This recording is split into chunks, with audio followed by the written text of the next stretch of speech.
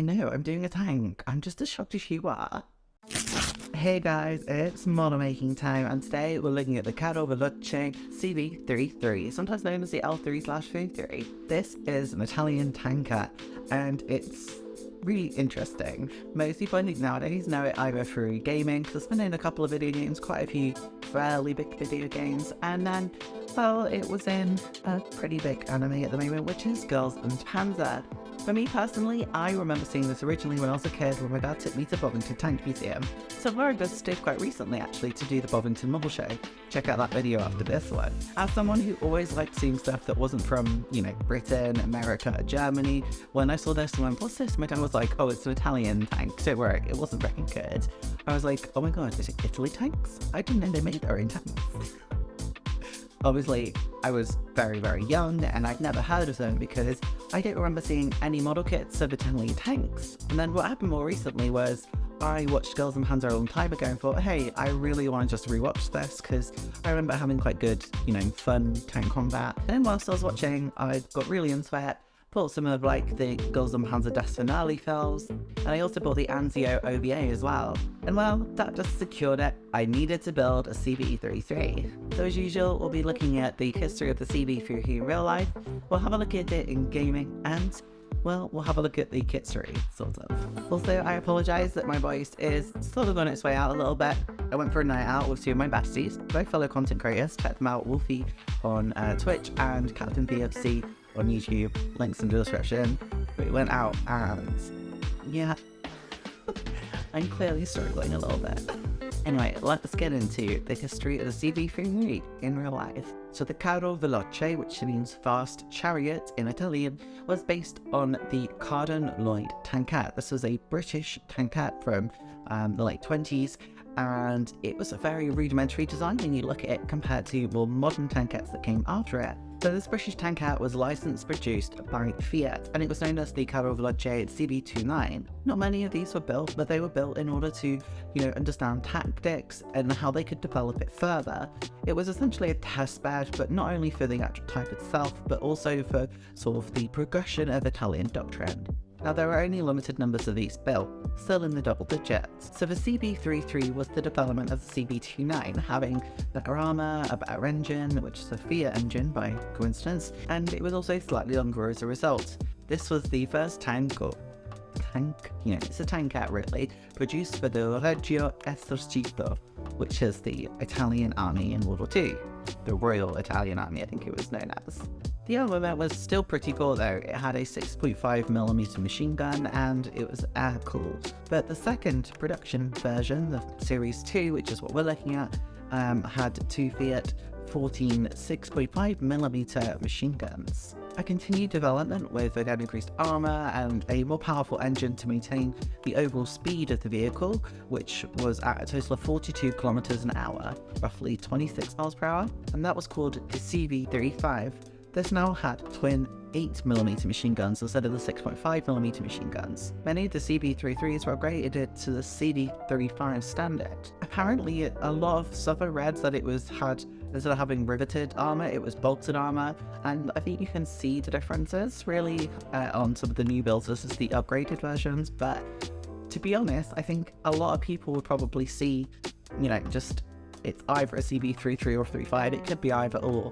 I think the biggest giveaway is probably going to be the guns for most people. From a lot of my reading as well, other than the sort of super thickness of the armour being upgraded, which again may not be super visible from the outside, it seems like the CV33 second series was relatively similar to the CV35, just without the upgraded engine that had the same maximum speed, still had twin machine guns, just of a lower caliber. And I mean, realistically, by the time the war was getting going, this was no longer something that could be used really effectively against infantry because it could be penetrated by heavier weapons that were around at the time, particularly anti-tank rifles. I think really that was the reason for the need for the CV35, but, again, I question how effective it was. The use of this tank was enormous though. It sold to so many nations, from China to Spain to Greece, where it actually got used against the Italians and then captured by the Germans and then given back to the Italians.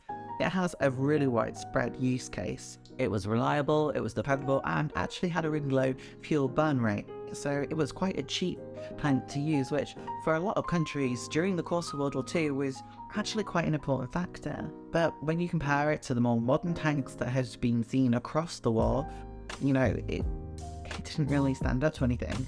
This definitely could not go toe to toe with other tanks. It was definitely anti-infantry only, and even then it would only be good against sort of lower caliber guns. And I mean, it was also good for faster maneuvers as well, so for flanking enemy positions and scouting, much like how cavalry was used as old, so I guess its name, the Carro Veloce, was probably fairly accurate. But the nicknames that the troops gave it was less generous and probably more realistic in what I think about when I think about the CV33, which is how easy it was to destroy. Because one of its nicknames was, I'm going to say this so wrong, but Barra di Acciaio, which is the iron coffin. I think it's worth saying there are lots of variations of the CV33 and CV35. Some of them had anti-tank rifles, one of them had a little trailer that had fuel in for them to use a flamethrower on the front of it. What? The flamethrower one seems to be the one that captures people's imaginations and is quite often referred to. This was a really adaptable platform, and the Italians really tried to do all they could with it. In fact, the CV35 was one of the most numerous tanks produced for Italy during World War II. Bearing in mind though that Italy had a lot of World War I platforms that were still in use at the time, at least this was a step up being an interwar design. But, it's nothing compared to the British, American, and Soviet tanks of the time. There does seem to be quite a few of these as replicas running around now, I guess being relatively small and quite simple in design, it's quite easy for people to replicate. There's also been some of these that were produced to represent the Anzio Girls High School from Girls and Panzer, so they look like a normal CV33, but they do have the pizza logo with the Anzio Girls School on it. But I think that's really cool. It's a really good way of keeping history alive, and that's one of the things I like about Girls and Panzer is, yeah, as an anime, yeah, it literally is designed to be so absurd that it's unbelievable, but at the same time, their use of real history and somewhat real tactics is kind of cool, But anyway, let's have a look at this in gaming.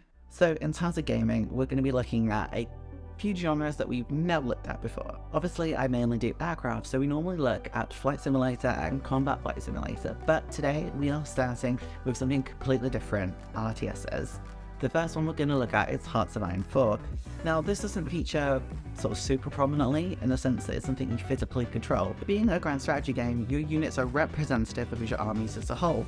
This was added in the Hearts of Iron 4 expansion by Blood Alone, which looked at the Italian, Swiss and Ethiopian focus trees, where they added a physical unit type that you could see on the map that looks like the CV33 or CV35. I don't have the expansion pack, so I can't test it. I'm not a massive Foible player anyway, but I saw it in the trailer and I thought, hey, this is really cool to mention.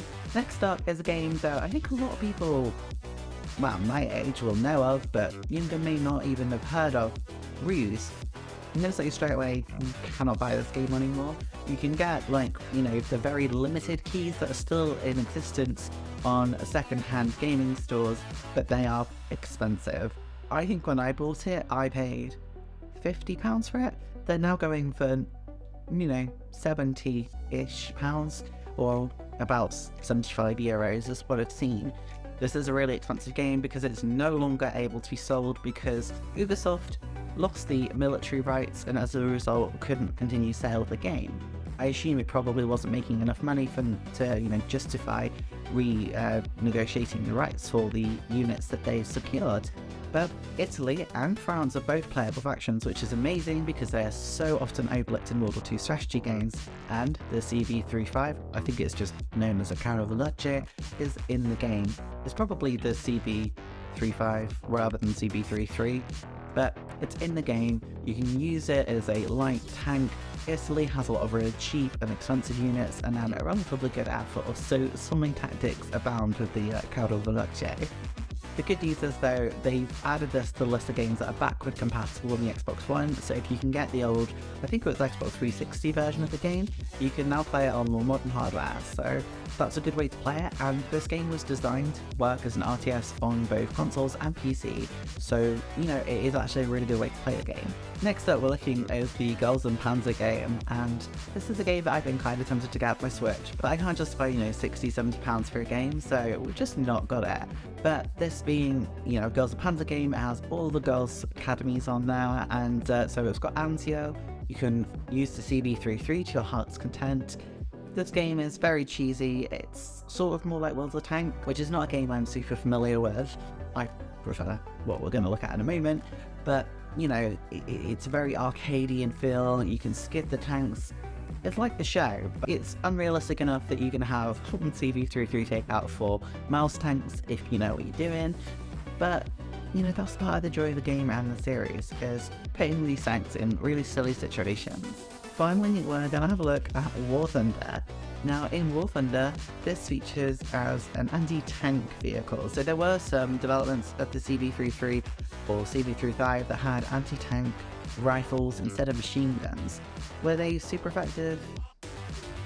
Not really, but they were fast and able to target tanks' weak points, which is really how you're going to use this in the game. Just bear in mind that if you are seen in War Thunder driving one of these, you know, you're probably going to be dead by the time you actually try to reposition. They are extremely easy to destroy. They are quite fun, and we've done it before. We've played like versus AI matches, and driving these little things around and shooting tanks to the back is quite amusing. But yeah, realistically, this is not the thing I would say you want to grind in. And in terms of kitstery, there's not really a lot to this. This model kit is actually one I bought on eBay. It's a 3D printed model. I don't have access to 3D printing myself. Well, a couple of friends have now offered it, so thank you to you guys. I can now get some if I need it. However, at the time, I couldn't afford to buy a 3D printer. I don't have the space for a 3D printer, particularly with this little gentleman who's, you know, destroyer of the worlds. But as a result of that, it meant I couldn't print it myself, so I got these on eBay. They weren't really very expensive because I really wanted to make one, and I thought it would be a nice, fun project. And I mean, hey, I did it hungover, so that just shows you how easy this is. There are lots of these that I've seen available online, so if you don't have a 3D printer, don't worry, you'll be able to get one. I mean, that's what I did. But there are some model kits out there as well, but I couldn't really see much information in regards to them, so the quality of them, I guess, might vary quite greatly. Okay guys, we are halfway through. Make sure to hit that like button and to subscribe to the channel. And well, there's not really an unboxing for us to do today. It's quite straightforward, so we're going to go straight into us looking at the parts that we have, and then, well, into construction and painting. This is one I'm going to be hand painting though. It's so small, I did not see the point in trying to use my airbrush. Still using my live color paints. I've got a Reggio Esercito paint set, so I used that for it, but not the actual airbrush itself. It just felt like a bit, I don't know, overkill. I mean, I love being a bit extra, but not for this. So this is the CV33. I don't think technically it has a brand. So yeah, and it came in this free jellies box, which really made me think of Christmas and my grandma and ugh. But yes, anyway, ignoring that completely irrelevant thing, I actually bought 2 of these. They both came in sealed bags, which I thought was nice. You could see these probably being sold in some sort of store, I guess, if you really wanted to. I thought it was nice that they were packaged this way. They were really, really low part count. They have 3 parts, and this is the first time I've ever looked at a 3D model kit, like in its actual parts, and knowing that I'm going to have to put it together myself. I do have another one in my stash that I've seen sort of built, but I've not actually looked at the parts of it yet. So, as I say, this is a really small tank. Look how tiny it is, and there are some solid parts there that you are going to have to remove. I'm obviously going to go through and do that anyway. We've got the tracks here that you'll need to put in where those solid parts are, and there's not really much else you need to do. I've realised afterwards that I probably could have removed the thin bits that were sort of at the top of the tracks, and fortunately I didn't do that, and well, mine's now fully assembled, so they're remaining there. At this point in time then, I am removing the big chunks of plastic that are where the tank tracks need to go, and there's no instructions with this, so I just sort of looked at the original that was listed on eBay, that was built, and went, okay, this is what it needs to look like. I probably need to remove these. And you can sort of feel them as well. It's a lot looser where you need to remove it. For anyone who's done 3D printing before, I'm sure you're really familiar with this. But as a girl who's never touched this before, I was a bit nervous because I didn't want to just break it or do it wrong. And it was a lot easier than I thought it would be. I'm just using my mod knife to remove initial bits, and then I swapped to a different blade just so that I could get rid of all the excess. Now, because this bit's going to be pretty much entirely hidden, I only wanted it to be sort of more smooth so that everything fit nicely. I wasn't super bothered about it being a completely flat surface, otherwise I would have gone in with sandpaper. I'm using some Loctite super glue just to pop it in place there. I always find this brand doesn't dry out too much with the lid, which is always nice. So I popped it in, and I actually did both sides pretty much at the exact same time. Really, really nice, really easy to do. Now for painting, I'm using this life colour set for the Italian army, and we're just using one colour from this because I'm using a flat paint scheme pretty much because, that's the one in Panzer. So it's just pretty much this desert ochre yellowy colour. I'm going to cut a lot of me going through it because, it's not that interesting. I basically sprayed it, undercoated it with Tamiya primer, and then I'm just painting it with this ochre yellow.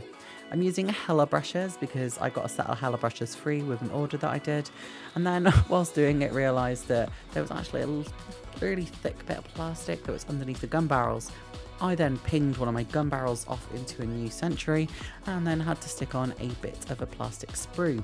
But no worries, that was easy enough to do, and actually in the end result you probably can't notice that much, but as you can see here, I initially had some difficulty making sure that it was all lined up nice and easily, but bit of resilience and we all got there. So we're back to painting the ochre on, and again, not super interesting to see, so we're just going to skip ahead here to me painting the tracks. Now the tracks are being painted a grey. I went for a gunshippy grey, and then I'm going to put some sand over the top of that. And I painted the inside of the tank tracks grey as well so that it would have a darker base, because I feel like these bits would definitely be, dirtier, grimier. They wouldn't be the same sort of brighter colour that the top side would be, or at least that's what I thought it would be anyway. So I'm going over with a couple of layers just to make sure it is still definitely a desert yellow, but it's darker, it's got some variation in it. I'm now using Revell's sort of weathering pigments, and this is the desert sand yellow, and it's almost the same colour as the paint scheme, which makes sense, but I'm just dotting it in heavier in some areas just so that there is some textural variation. It's not going to give a massive amount of difference in the ultimate sort of end result. In fact, looking at my end product now, it's negligible that you can actually see it, but I know it's there. This is a rust colour that I'm just adding in a few different sections. This is just, again, to try and give some variance and make it look like it is a well-used tank, rather than one that's just come off the assembly line. I've also used it with very little bits that I've got left on my brush to try and add some variance on the top section of the tank as well, just to add some depth and colour. You can see this in person, but I'm not sure how much you guys will actually be able to see it in the end result because this is such a small tank. Now we're looking at the exhausts, and the exhaust I did in two colour. I initially did it with the rust pigment, and then I went over it with a dark brown to give it some variation. Unfortunately though, my camera kept going out of focus on this tiny model. I'm just doing some edge highlighting now with the original ochre colour mixed with quite a fair bit of white to make it a little bit brighter, and I think it looks quite nice having that sort of variation there, and I just went around that on a lot of the model. After that, I did use some inks as well. I actually did that after everything, didn't even film it, but I used a little bit of Agrax Earthshade from Citadel, again, just to give some variation in the cracks and crevices. Okay, so that's the painting done. Now there are a couple of details I want to put on, and it's literally two details. You will have noticed at the start of this video I mentioned about Panzer, and I am a massive fan of that show. I'm not a huge anime fan. I've watched a couple, I saw it online, I've watched, a lot of Digimon growing up, Pokemon growing up, so, I can watch it, but Panzer is one of the few that I really became a massive fan of. And so I wanted to make the Anzio Girls Academy CV33. So I ordered some decals on eBay, and, well, I'm just going to add them to this model. I don't think they're big enough to be distracting. This is such a small kit anyway, I don't think you can even notice that the decals are really bad, in which case, if you know, you know. Obviously, I chose one of the more flat schemes, which is just sort of the ochre desert-y colour, and I've just added on, you know, some pigmentation, and I've used pigments for the engine exhausts as well. I've tried to do some like edge highlighting and just make it look nice, so I just wanted to add these decals on. It just felt right. Well, this decal sheet obviously gives you a lot of the skulls, and the Anzio ones, because they use tiny Italian tanks, they use the Samavete, they use the L33, there's a really small, and the quality of these decal sheet was not great. It did only cost me a couple of quid, but I mean, I'm not entirely sure, but it does make me a little warm inside knowing that, you know, I've got it on my model kit, so that's really nice. But yeah, it's really small, like even on camera, even if I hold it up to my face in real life, it's barely distinguishable what it actually is. It's really hard to see. So would I recommend you spend money on this? Probably not. Probably go for a 1/35th scale kit instead, which I know they did definitely make. It's so tiny to have like this decal on. It's just too small, but I think it looks okay in the end. I did also find that these ones cracked a lot as well. I did go through 2 of them just trying to put them on, and they both just sort of split and had to be replaced. But ultimately in the end I did get 2 on. You only have to put the 2 on, so it is nice and easy. Okay, and that's it. The model's done.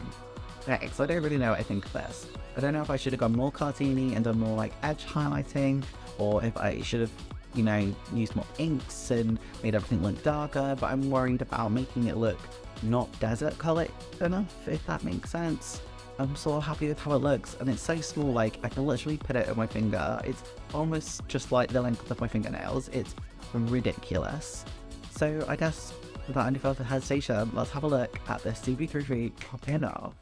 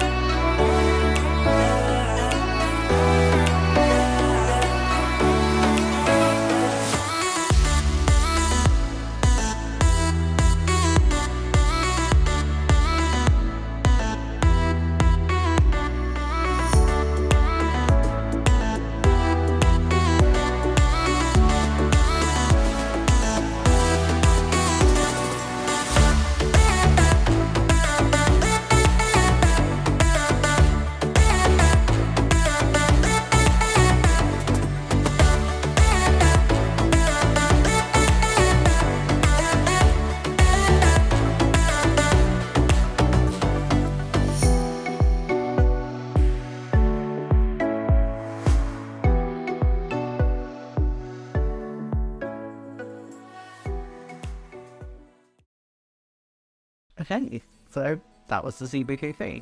I hope you enjoyed this. This is a bit of a different video for me. I don't really do tanks, but I wanted to try and do something a bit different. And doing the CV33 was definitely a different experience. It is very different to other model kits I've done, being my first 3D printed model. And I got a lot of inspiration from places like Model Minutes, who did their own 3D printed models, and thought, you know, they don't look that bad. Maybe I should do one. I think if I hadn't seen his video, I would never have thought about buying one. I would have been a bit too nervous. I guess it's like resin in a sense. If you don't know how to do resin, or you've not seen people do it, then it looks so overwhelming, or a bit scary, or it's a bit like, well, I'm not sure if the quality's going to be good enough. So being able to see someone else do it really gave me the confidence to go ahead and buy one. And I mean, if I had space for money, I would get a 3D printer, but I don't. I don't think I'm really going to do a buy or fly in a sense, because This is just very different. It's not a model kit, it's a quick assembly. It's literally 3 parts. So I guess I did have to take some bits off, clean it up a little bit, paint it.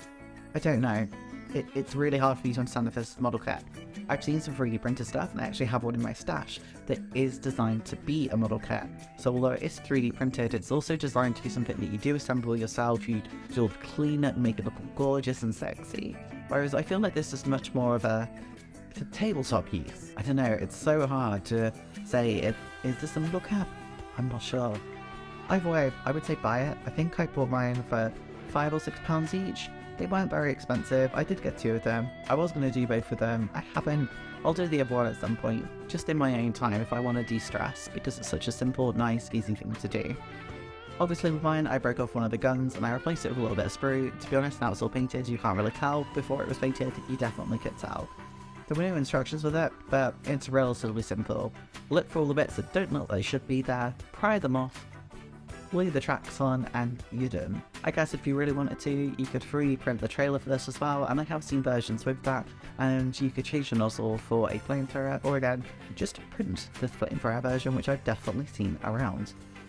This has definitely made me want to look at more 3D printed stuff, and one of my friends has offered to do some 3D printing for me if I should want to do more, so it may be something we see in the future. I don't know. I guess ultimately it's up to you guys. Do you think this is something worth seeing again? I would love to do some dioramas, and that's what I'm sort of tempted to do, because 1/72 scale tanks are so fun and simple to do. I find 1/48 and 1/35 scale armour terrifying and so overwhelming, particularly with like the tank tracks, whereas 1/72 is literally like, I just sat there and I was hanging yesterday after all my drinking it with my friends, and I could just sit there and quite easily do this. It was nice and it was fun and it was simple. I don't know. That's just one girl's thoughts anyway. Thank you so much guys for watching this video. If you don't mind, please hit the subscribe button and like this video. If you want to support me any further, you can do so with a channel membership or a super chat. Either of those is really appreciated. And if you don't want to use the YouTube platform, you can support me over on Ko-fi. Remember though, please only support the channel if it's financially viable for you to do so. There's no point putting yourself in financial hardship to support a girl buy plastic model kits. But thank you so much for being here guys, and I'll see you in the next video, hopefully with a voice that's a bit more recovered. I'll see you later. Bye! As usual, I need to say thank you to my channel members. For the advanced kits, we have Votech and 50s Bin Man. They're new to the channel, so thank you so much. We've also got John Alex Scale Modelling, Crazy Loacher, and of course Explosive Water. I also wanted to give an extra shout out to Crazy Loacher today, just because they've given so much support to the channel, and I really want you to know how much I appreciate it. So thank you so much. And also all my starter kits, you guys are amazing too. Thank you so much for watching this video. If you've enjoyed what you've seen here today, make sure to hit that subscribe button. There's also a recommended video for you here as well. Why aren't you checking it out? YouTube really wants you to see it, and so do I. Have fun modelling!